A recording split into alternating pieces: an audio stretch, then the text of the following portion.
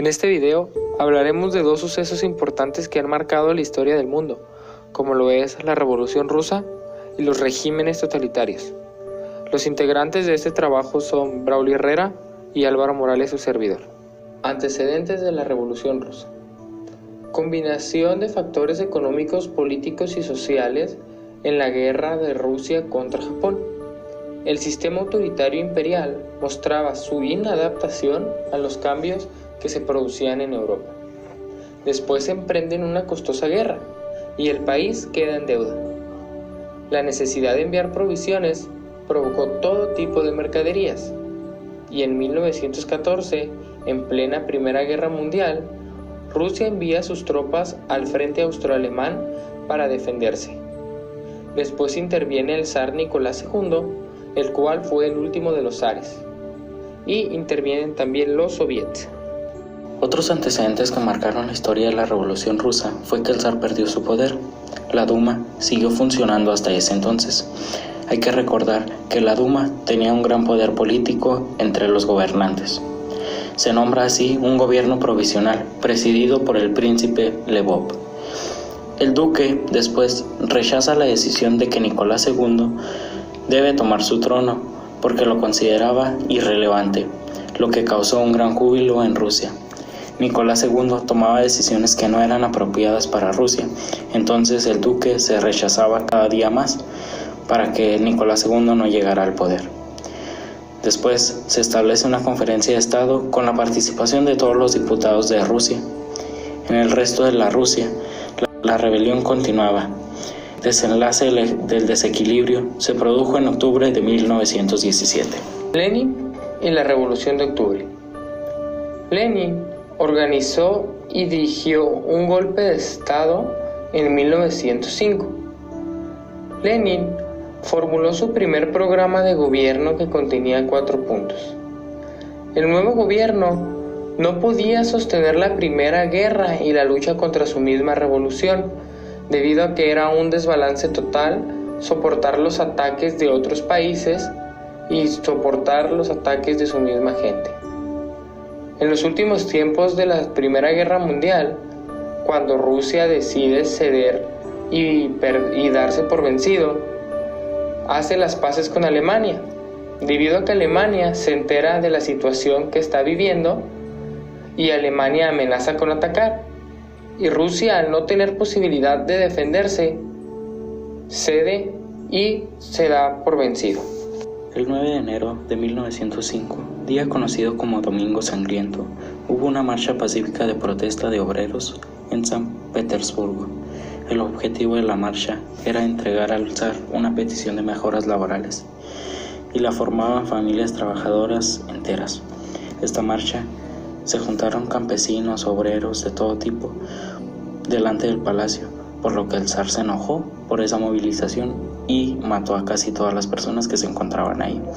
Hay que recordar que era la mayoría de los obreros que trabajaban para exigir sus derechos en ese entonces.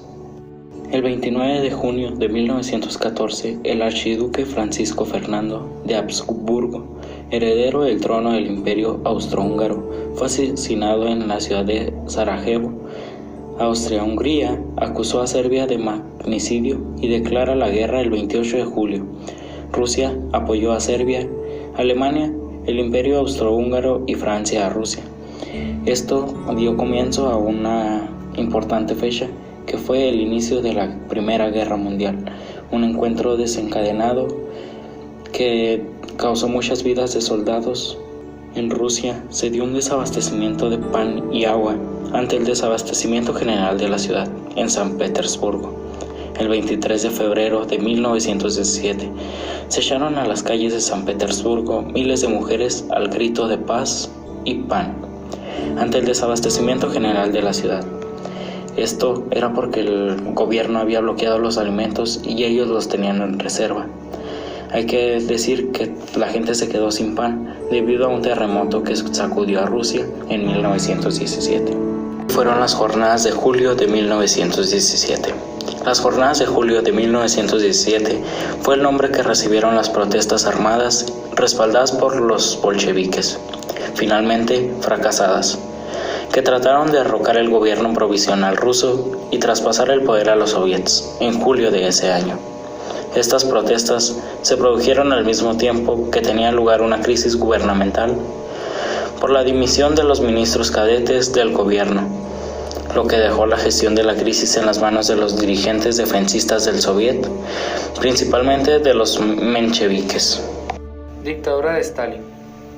En 1924, el cargo de primer secretario fue tomado por Joseph Stalin. Creó los planes quinquenales que le permitieron el desarrollo de la industria pesada. Eliminó cualquier oposición por medio de purgas y acusaba a sus opositores por traición y terrorismo, por lo cual Stalin reforzó su poder y construyó una fuerte dictadura. La posguerra para Alemania significó un periodo histórico debido al peso abrumador de sanciones y reparaciones de guerra, y sobre todo la humillación y el resentimiento ocasionados por la derrota en la guerra.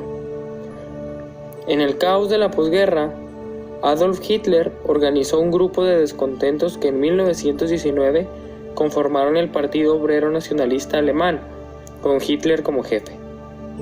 En 1923, Adolf Hitler intentó un golpe de Estado, el cual fue fallido, por lo que fue enviado a la cárcel, donde escribió su famoso libro, Mi lucha, que se convertiría en la Biblia nazi. La crisis económica en 1929 tuvo efectos en la producción industrial debido a que entró en recesión y aumentó el desempleo. Se destruyeron pequeñas empresas y esto acrecentó los descontentos y contradicciones sociales. El número de desempleados pasó de 2 millones en 1929 a 3 millones en 1930, 5.6 millones en 1931 y a 6 millones a principios de 1932. Hitler intentó reunir obreros, estudiantes, pobres, antisemitas, excombatientes, anticomunistas y grupos insatisfechos en busca de revancha. El discurso de Hitler fue un principio como el del fascismo italiano, donde solo importaba el impulso de la voluntad humana, el coraje viril y la intuición.